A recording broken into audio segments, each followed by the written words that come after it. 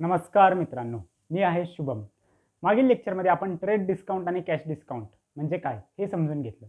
त्यामध्ये trade discount कसा calculate करायचा, कॅश डिस्काउंट कसा कॅल्क्युलेट करायचा, त्याचं जनरल एंट्री कशी करायची हे समजून घेतलं. आज आपण त्याच्या पुढचा टॉपिक लेजर एंट्री हे शिकणार आहोत. लेजर म्हणजे काय, लेजर समजून घेणार आहोत. लेजर म्हणजे काय असतं, त्याचे फायदे काय, लेजर कसं बनवायचं हे समजून घेणार आहोत. परंतु लेजर समजण्याआधी तुम्हाला जनरल एंट्री म्हणजे काय, जनरल बुक म्हणजे काय हे समजणं खूपच महत्त्वाचं आहे. कारण जर तुम्हाला लेजर शिकायचं असेल तर लेजर शिकण्याआधी तुम्हाला जनरल एंट्री येणं खूपच महत्त्वाचं आहे. जोपर्यंत तुम्हाला जनरल एंट्री येत नाही तोपर्यंत तुम्ही लेजर एंट्री नाही करू शकत. म्हणून जनरल एंट्री खूप महत्त्वाची आहे. जनरल एंट्रीवर मी मागे 2 व्हिडिओ देखील बनवले होते. त्यामध्ये मी तुम्हाला डिटेलमध्ये एक्सप्लेन केलेले जनरल एंट्री काय असते, कशासाठी करतात, कशी करायची ते सांगितलेलं आहे. आज आपण लेजर म्हणजे काय ते शिकूया. परंतु त्याआधी थोडक्यात मी सांगतो जनरल एंट्री काय असते.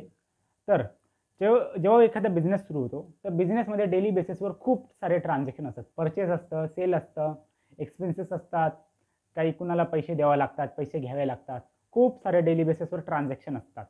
तर जे काही डेली बेसिसवर ट्रान्झॅक्शन असतात त्याचं एका बुकमध्ये नोंद केली जाते. कुठले पैसे आले, कुठे पैसे गेले याची एक नोंद केली जाते. डेली बेसिसवर एका सरळ लाईनीमध्ये नोंद केली जाते. तर ती नोंद ज्या बुकमध्ये केली जाते त्याला जनरल बुक म्हणतात. आता जनरल बुक कसं असतं दिसायला, जनरल बुक असं असतं, एका बाजूला इथे असतं डेबिट, क्रेडिट नाही तर पर्टिक्युलर. इथं असतं पर्टिक्युलर, इथं असतं डेबिट, इथं असतं क्रेडिट. तर एखादा कॉलम असतो, इथं लेजर फोलिओ असतो. म्हणजे लेजर फोलिओ म्हणजे पान नंबर. इथं असतं डेबिट, क्रेडिट आणि पर्टिक्युलर. जेव्हा एखादी जनरल एंट्री केली जाते, समजा तुम्ही बिझनेसमध्ये माल परचेस करता रोखीने, समजा 1 लाख रुपयाचा तुम्ही माल परचेस करता तर त्याची जनरल एंट्री कशी होते, परचेस आला, माल आला, परचेस अकाउंट डेबिट करता. आणि काय गेलं, कॅशने तुम्ही माल परचेस केला. समजा 1 लाख रुपये कॅशने माल परचेस, कॅश 1 लाख रुपये.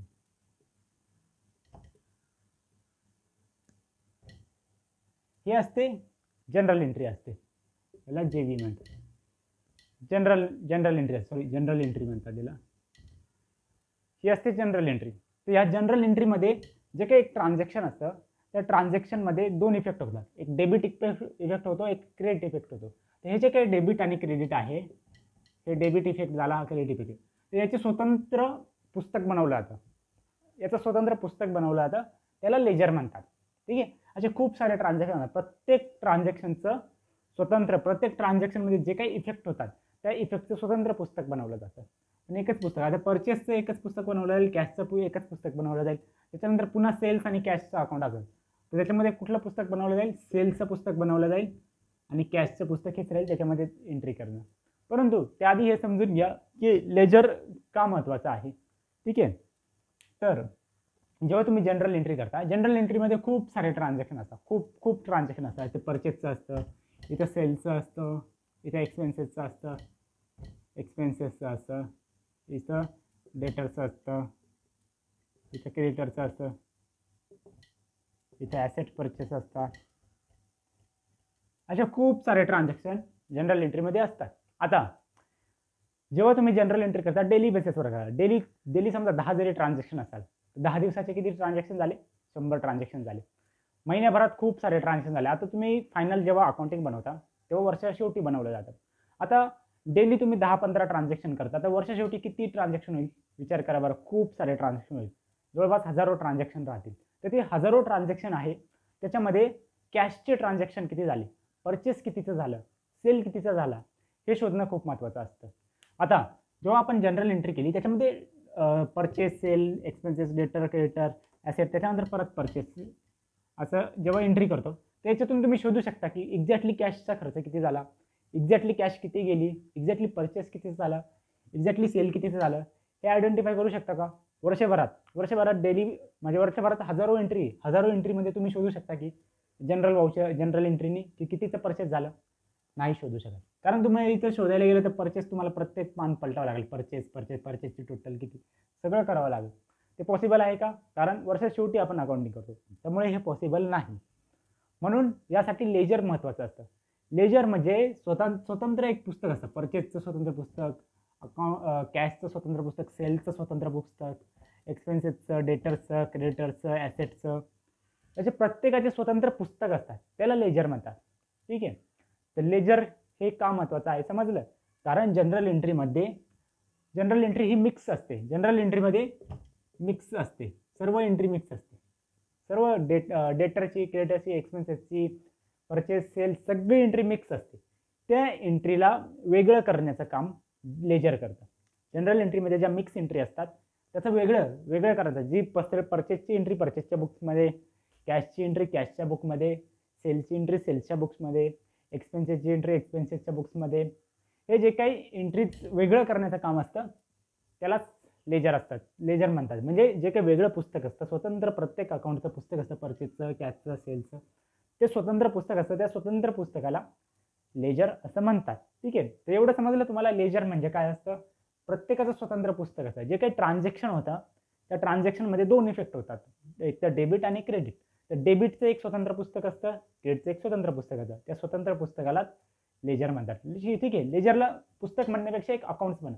प्रत्येकाचं स्वतंत्र एक अकाउंट असतं. परचेसचं स्वतंत्र अकाउंट असतं, सेल्सचं स्वतंत्र अकाउंट असतं, कॅशचं स्वतंत्र अकाउंट असतं, डेटरचं स्वतंत्र अकाउंट असतं, एक्सपेन्सेसचं स्वतंत्र अकाउंट, असे प्रत्येकाचे स्वतंत्र अकाउंट असतात. त्या अकाउंट्सलाच लेजर असे म्हणतात. ठीक आहे.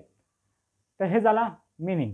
आता तुम्हाला थोडंसं तुमच्या पुस्तकामध्ये लेजरबद्दल काय दिलेलं आहे ते तुमच्या अकाउंटिंगच्या पुस्तकामध्ये लेजरचं माहिती दिलेली आहे. Ledger is a main book of accounts. It's also called book of final entry. आता ledger is a main book of account. Main book का बरं म्हटलेलं आहे तुमच्या पुस्तकामध्ये या लेजर बुकला? कारण जनरल एंट्रीमध्ये ज्या काही एंट्री होतात त्या कुठं जातात? लेजरला जातात. सर्वात पहिलं तर काय होतं? जनरल एंट्री होते. जनरल एंट्री नंतर लेजर म्हणलं जातं. लेजर नंतर ट्रायल बॅलन्स बनला जातो. ट्रायल बॅलन्स नंतर फायनल बॅलन्स शीट बनली जाते. म्हणून जनरल एंट्री नंतर पुढचं काय येतं? लेजर असतं. म्हणजे इथं समजा जनरल एंट्री त्यानंतर असतं लेजर, त्यानंतर असतं ट्रायल बॅलन्स, त्यानंतर असतं बॅलन्स शीट. ठीक आहे. तर लेजर झालं. लेजर नंतर त्याची एंट्री जनरल एंट्रीला करणं महत्त्वाचं असतं. जनरल एंट्रीमध्ये ज्या एंट्री आहे त्याची स्वतंत्र पुस्तक, स्वतंत्र अकाउंट बनवून लेजरमध्ये एंट्री केली जाते आणि ते अकाउंट टॅली केलं जातं. जनरल एंट्रीमध्ये जेवढ्या काही एंट्री आहे त्याचा स्वतंत्र अकाउंट्स बनवलं जातं. परचेसचं, सेल्सचं, कॅशचं, एक्सपेन्सेसचं, डेटरचं, क्रेडिटचं प्रत्येकाचं स्वतंत्र लेजर बनवलं जातं आणि त्या लेजरची वर्षाच्या शेवटी टोटल केली जाते आणि ती टोटल कुठं लिहिली जाते? ट्रायल बॅलन्समध्ये. म्हणून हे फायनल एंट्री बुक आहे. इथं एंट्री सुटली तर त्याची एंट्री इथं होणार नाही. ठीक आहे. इथं डायरेक्ट एंट्री करू शकणार. पहिले जनरल एंट्री करावं लागेल, मग लेजर एंट्री करावं लागेल, मग त्याचा इफेक्ट इथं जाणवेल. ठीक आहे, ट्रायल बॅलन्समध्ये. म्हणून हे फायनल बुक का बरं आहे? कारण इथे शेवटची एंट्री होती. जनरल एंट्रीला जी एंट्री होते त्याच्यानंतर लेजरला एंट्री होते. लेजर एंट्रीनंतर एंट्रीच होत नाही. इथं फक्त क्लोजिंग बॅलन्स लिहिला जाता. ट्रायल बॅलन्सला क्लोजिंग बॅलन्स लिहिला जातं. म्हणून हे शेवटचं एंट्री बुक आहे. लेजर हे शेवटचं एंट्री बुक आहे. ठीक आहे. म्हणून इथं म्हटलेलं आहे the main accounts book. Ledger is a main book of accounts. ठीक आहे. It's also called the book of final entry. Final entry सांगितलं, लेजरमध्ये जी एंट्री केली जाते त्याच्यानंतर जनरलमध्ये जी एंट्री केली जाते त्याचीच इफेक्ट लेजरमध्ये एंट्री केली जाते आणि लेजरमध्ये ही फायनल एंट्री असते. त्यानंतर ट्रायल बॅलन्समध्ये एंट्री नसते, त्याच्यामध्ये फक्त टोटल केली जाते ट्रायल बॅलन्समध्ये. ठीक आहे. प्रत्येक लेजरची टोटल मेन्शन केली जाते ट्रायल बॅलन्समध्ये. म्हणून लेजर हे एक फायनल एंट्री बुक आहे. ठीक आहे. आता त्याच्यानंतर सांगितलेलं आहे इम्पॉर्टंट सांगितलं आहे तुमच्या पुस्तकामध्ये लेजरचे इम्पॉर्टंट तुमच्या पुस्तकामध्ये सांगितले आहे. आता ते इम्पॉर्टन्स काय? पहिलं आहे a systematic record maintain in the ledger. ठीक आहे. सिस्टमॅटिक रेकॉर्ड मेंटेन केले जातात लेजरमध्ये. तसं काय? आता जनरल एंट्री जे काही असतात, जनरल एंट्रीमध्ये परचेसची, सेल्सची, एक्सपेन्सेसची, डेटरची, क्रेडिटरची, ॲसेटची, लायबिलिटीची सर्व एंट्री एका लाईनीत केलेली असते. त्यामुळे तुम्हाला किती खर्च झाला, कुठे कॅश गेली, किती परचेस झालं, किती सेल झालं, किती एक्सपेन्स झाला हे शोधणं जनरल एंट्रीने खूप अवघड होतं. म्हणून जेव्हा याची पोस्टिंग लेजर बुकमध्ये होते, स्वतंत्र पुस्तक, कॅशचं जे लेजर आहे कॅश लेजरमध्ये एक्झॅक्टली तुम्हाला समजेल की एवढी कॅश आली, एवढी कॅश गेली. परचेस बुकमध्ये परचेसचं जे काही लेजर राहील, परचेसच्या लेजरमध्ये तुम्हाला समजेल की एवढ्याचं परचेस झालं. सेल्सचं लेजर असेल त्याच्यामध्ये तुम्हाला समजेल की एवढ्याचं सेल्स झालं. एक्सपेन्सेसच्या लेजरमध्ये तुम्हाला समजेल एवढ्याचे एक्सपेन्सेस झाले. म्हणजे प्रत्येक स्वतंत्र लेजर जेव्हा बनवाल तेव्हा तुम्हाला एक्झॅक्टली आकडेवारी समजेल की एवढ्याचं परचेस आहे, एवढ्याचा सेल आहे, एवढ्याचं कॅश आहे, हे प्रत्येकाचं समजेल. म्हणून हे सिस्टमॅटिक पद्धत आहे, रेकॉर्ड मेंटेन करण्याची एक सिस्टमॅटिक पद्धत आहे. जे काही रेकॉर्ड आहे ते मेंटेन करण्याची सिस्टमॅटिक पद्धत आहे लेजर. ठीक आहे, प्रत्येकाशी सिस्टमॅटिक पद्धतीने माहिती मिळते, हा पहिला पॉईंट. ठीक आहे. दुसरा पॉईंट दिलेला आहे टोटल अकाउंट रिसिवेबल आणि डेटर क्रेडिटर लायबिलिटी किती हे प्रॉपर समजतं. म्हणजे सेकंड पॉईंट काय सांगितलं आहे की तुमच्याकडं येणं किती आहे, जाणं किती आहे, पैसे तुम्हाला कोणाकडून किती पैसे घ्यायचे, कुणाला किती पैसे द्यायचे आहे, हे देखील लेजरमुळेच समजतं.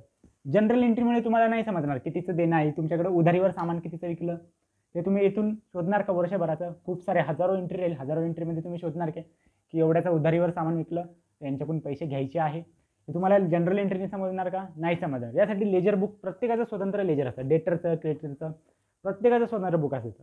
जेव्हा तुम्ही डेटरचं जेव्हा लेजर बघाल तर डेटरच्या लेजरमध्ये तुम्हाला समजेल की एवढ्यांचे पैसे येणं बाकी आहे. जेव्हा तुम्ही क्रेडिटरचं लेजर बघाल तर क्रेडिटरचं लेजर बघल्यावर तुम्हाला समजेल की एवढ्यांचे पैसे देणं बाकी आहे. म्हणजे कुणाचं येणं बाकी एक्झॅक्टली किती येणं बाकी आहे, कुणाचं किती देणं बाकी आहे. तसंच बिल्स पेएबल, बिल्स रिसिवेबल हे देखील कुणाचं बिल द्यायचे आहे, कुणाचे बिल यायचे आहे, याचा जे काही डेटा आहे तो सर्व डेटा लेजरनेच तुम्हाला समजेल. म्हणून लेजर महत्त्वाचं आहे. लेजरने तुम्हाला कुणाकडून किती घ्यायचं आहे, कुणाला किती द्यायचं आहे हे समजण्यास मदत होते, म्हणून लेजर महत्त्वाचा आहे. हा दुसरा पॉईंट होता. थर्ड पॉईंट दिलेला आहे ledger is useful for preparation of trial balance and final account. Ledger हे मी तुम्हाला सांगितलं पहिले जनरल एंट्री होते, त्याच्यानंतर लेजरमध्ये एंट्री केली जाते, त्याच्यानंतर लेजर क्लोज केलं जातं आणि लेजर क्लोज केल्यानंतर त्याची एंट्री त्याचा बॅलन्स जो आहे जो ट्रायल बॅलन्समध्ये मेंटेन केला जातो. म्हणून थर्ड पॉईंट हा आहे की लेजरमध्ये जे काही बॅलन्स असतात ते बॅलन्स ट्रायल बॅलन्स आणि बॅलन्स शीट बनवण्यासाठी फार उपयुक्त असतात. जोपर्यंत लेजरच क्लोज होणार नाही तोपर्यंत ट्रायल बॅलन्स बनवू शकेल का, नाही बनणार. म्हणून लेजर जोपर्यंत क्लोज होत नाही तोपर्यंत ट्रायल बॅलन्स नाही बनवू शकत, ट्रायल बॅलन्स नाही बनला बॅलन्स शीट पण नाही बनवू शकत. म्हणून लेजर खूप महत्त्वाचं आहे. लेजर हे ट्रायल बॅलन्स आणि बॅलन्स शीट बनवण्यासाठी देखील महत्त्वाचं आहे. हा थर्ड पॉईंट होता. फोर्थ पॉईंट दिलेला आहे based on account balance from ledger various financial and positional statement can be prepared which are useful to the businessman. आता बिझनेसमध्ये जे काही लेजरचे क्लोजिंग बॅलन्स असतात त्याच्याने आपल्याला समजतं कुणाकडून किती घेणं आहे, कुणाला किती देणं आहे, बिल किती द्यायचे आहे, बिलाचे किती पैसे येणं किती आहे, म्हणजे घेणं किती देणं किती हे सर्व कुठून समजतं, लेजरने समजतं. मग लेजरमुळे हा डेटा आपल्याला समजला की आपल्याला एवढ्याकडून पैसे घ्यायचे आहे, तसंच एवढ्या लोकांना पैसे द्यायचे आहे. तर हा जो फरक जर बिझनेसमॅनला समजला तर तो बिझनेसचे काही निर्णय घेऊ शकतो.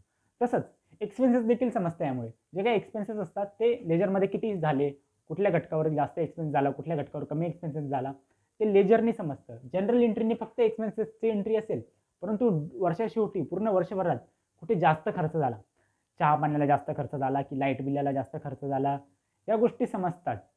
त्यामुळे कुठे जास्त खर्च झाला, कुठे कमी खर्च झाला हे देखील लेजरनेच समजतं. म्हणून लेजर महत्त्वाचा आहे बिझनेसमॅनला त्याचे बिझनेसचे निर्णय घेण्यासाठी. कारण कुठे कमी खर्च होतो, कुठे जास्त खर्च होतो, कुठे कुणाला पैसे येणं बाकी आहे, कुणाला पैसे देणं बाकी आहे, त्यानुसार तो बिझनेसचे निर्णय घेऊ शकतो. जर त्याला पैसे येणं बाकी असेल, बऱ्याच लोकांना पैसे येणं बाकी असेल आणि त्याच्याकडं पैसेच नसेल माल खरेदी करण्यासाठी, तर तो सर्वात पहिले काय करेल, माल खरेदी करेल का नाही, तो सर्वात पहिलं ज्यांच्याकडून पैसे येणं बाकी आहेत त्यांच्याकडून पैसे वसूल करेल, मग तो पुढचं परचेस करेल. ठीक आहे. त्यामुळे हे असे जे काही निर्णय असतात बिझनेसचे ते निर्णय घेण्यासाठी लेजर खूप महत्त्वाचा आहे. त्याच्यानंतर पाचवा पॉईंट दिलेला आहे based on result show ledger management can take decision related expansion, development, moderation etcetera of business. म्हणजे बिझनेसमध्ये काही, आता मी तेच सांगितलं, बिझनेसमध्ये काही निर्णय घ्यायचे असेल तर लेजरचे जे काही बॅलन्स आहे त्या लेजरच्या बॅलन्सनुसार व्यवसायाचा मालक किंवा मॅनेजमेंट बिझनेसचे निर्णय घेऊ शकतो. बिझनेसमध्ये कुठे जास्त खर्च करायचा, कुठे कमी खर्च करायचा, ॲडव्हर्टाईजला जास्त खर्च करायचा का, ॲडव्हर्टाईजला कमी खर्च करायचा, चहा पाण्याला जास्त खर्च करायचा की कमी करायचा, ट्रॅव्हलिंगचा जास्त खर्च होतोय का, हे सगळं पाहिलं जातं लेजरमध्ये.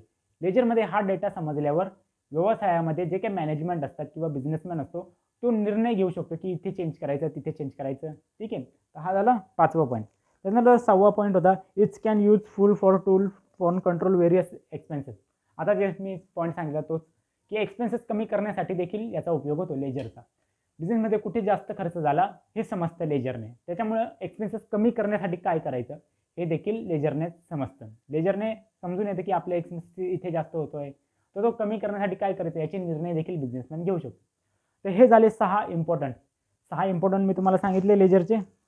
आता लेजर कसं असतं ते मी तुम्हाला दाखवतो. लेजर कसं मेंटेन केलं जातं किंवा कसं बनवतात, फॉर्मॅट काय असतो ते मी सांगतो. तर आता आपण बघणार आहोत की लेजर कसं बनवायचं, लेजरचा फॉर्मॅट काय आहे ते आता आपण बघणार आहोत. सर्वात पहिले लेजर हा कुठलाही लेजर बनवताना सर्व लेजर सारखेच असतात. कुठलाही लेजर जे बनवायचं असतं ते एकाच फॉर्मॅटमध्ये बनवतात, फक्त लेजरचं नाव वेगळं असतं. तर कुठलाही लेजर बनवताना ते टी फॉर्मॅटमध्ये असतं. टी फॉर्मॅटमध्ये म्हणजे असं, ठीक आहे.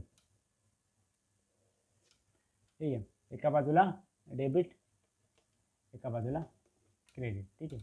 आता इथे अमाऊंट, लेजर फोलिओ, डेट.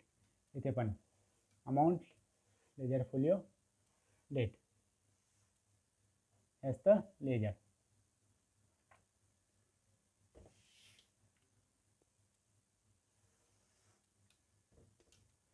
इथे काय काय डेट, इथे पर्टिक्युलर, इथं जनरल फोलिओ. जनरल फोलिओ म्हणजे तुम्ही जी काही जनरल एंट्री केलेली आहे त्या जनरल एंट्रीचा पेज नंबर काय आहे ते इथं मेन्शन केलं जातं. ठीक आहे. त्यानंतर असतं अमाऊंट, हे झालं डेबिट बाजू. इथं क्रेडिट बाजूला सेमच, डेट, पर्टिक्युलर, इथं जनरल फोलिओ, इथं अमाऊंट. ठीक आहे. हे असतं लेजर. जेव्हा तुम्ही जे काही ट्रान्झॅक्शन आहे ते ट्रान्झॅक्शन शोधता, ट्रान्झॅक्शनमध्ये शोधता की डेबिट बाजू कुठली, क्रेडिट बाजू कुठली. जेव्हा तुम्हाला समजतं की डेबिट बाजू, क्रेडिट बाजू कुठली, ह्या दोन अकाउंट समजले तर त्या दोन अकाउंटचे स्वतंत्र असे लेजर बनवावे लागतात. उदाहरणार्थ तुम्ही परचेस गुड्स बाय कॅश, कॅशनी गुड्स परचेस केले तर तुम्हाला दोन लेजर बनवणे, एक कॅशचं एक परचेसचं. असे खूप सारे, जे काही समजा परीक्षेमध्ये तुम्हाला 10 प्रॉब्लेम आले, 10 प्रॉब्लेममध्ये वेगवेगळे लेजर तुम्हाला बनवणं भागच असतं. जसं की समजा पहिल्या याच्यात आहे परचेस आणि कॅश, दुसऱ्या याच्यामध्ये सेल्स आणि कॅश. तर तुम्हाला किती लेजर बनावं लागेल, पहिल्या दोन ट्रान्झॅक्शनसाठी 3 लेजर. तसं पहिलं परचेसचं, कॅशचं आणि सेल्सचं. आता सेल्स करताना पण कॅशचाच व्यवहार झाला म्हणून कॅशचं. तर असे जे काही तुम्ही पुढे प्रॉब्लेम जे काही सॉल्व्ह कराल, तर आणखी प्रॉब्लेम सॉल्व्ह करताना जेवढे काही अकाउंट्स असतात त्या सर्व अकाउंट्सचे स्वतंत्र लेजर बनवावे लागतात. एक्सपेन्सेसचं, डेटरचं, क्रेडिटरचं, कॅशचं, डिस्काउंटचं, बँकचं, प्रत्येकाचं स्वतंत्र लेजर बनवणं भाग असतं तुम्हाला. आता आपण एक उदाहरण घेऊ की उदाहरणाद्वारे आपण लेजरमध्ये पोस्टिंग कशा करायची. तर सर्वात पहिलं ट्रान्झॅक्शन घेऊया, एक परचेस गुड्स ₹1,00,000. ठीक आहे. 1 लाखाचा माल परचेस केला कॅशने बाय कॅश. आता परचेस गुड्स ₹1,00,000. आता 1 लाखाचा माल आला म्हणजे काय, डेबिट आणि क्रेडिट काय बाजू राहील, काय आलं काय गेलं, माल आला म्हणून डेबिट. ठीक आहे. म्हणून त्याची जनरल एंट्री कशी होणार, परचेस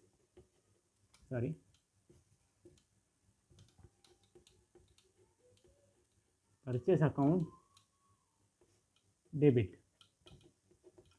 त्याच्यानंतर to cash, purchase goods ₹1,00,000 by cash. म्हणून याची एंट्री, जनरल एंट्री कशी होणार, अशी होणार, माल आला कॅश गेली. ठीक आहे. आता याची लेजर एंट्री कशी करणार. ठीक आहे. लेजरमध्ये पोस्टिंग कशी करणार ते बघूया. तर समजा 1 लाखाचा माल घेतला, ₹1,00,000 कॅश दिली. ठीक आहे. याची जनरल एंट्री. आता जनरल एंट्रीमध्ये किती अकाउंट्स तयार झाले, 2 अकाउंट, एक परचेस आणि कॅश. तर तुम्हाला किती लेजर बनवणं आहे, 2 लेजर, परचेसचं लेजर आणि कॅशचं लेजर. आता हे एक लेजर बनवलं आहे, हे समजा बनवलेलं आहे तुम्ही कॅशचं, कॅश अकाउंटचं. आता सेम लेजर तुम्हाला बनवायचं आहे परचेसचं लेजर बनवूया आपण.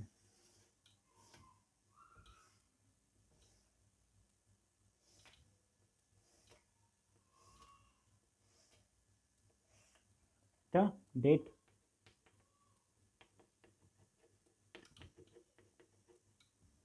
General folio, amount. हे झालं डेबिट बाजू. इथं date, particular, journal folio, amount. ठीक आहे.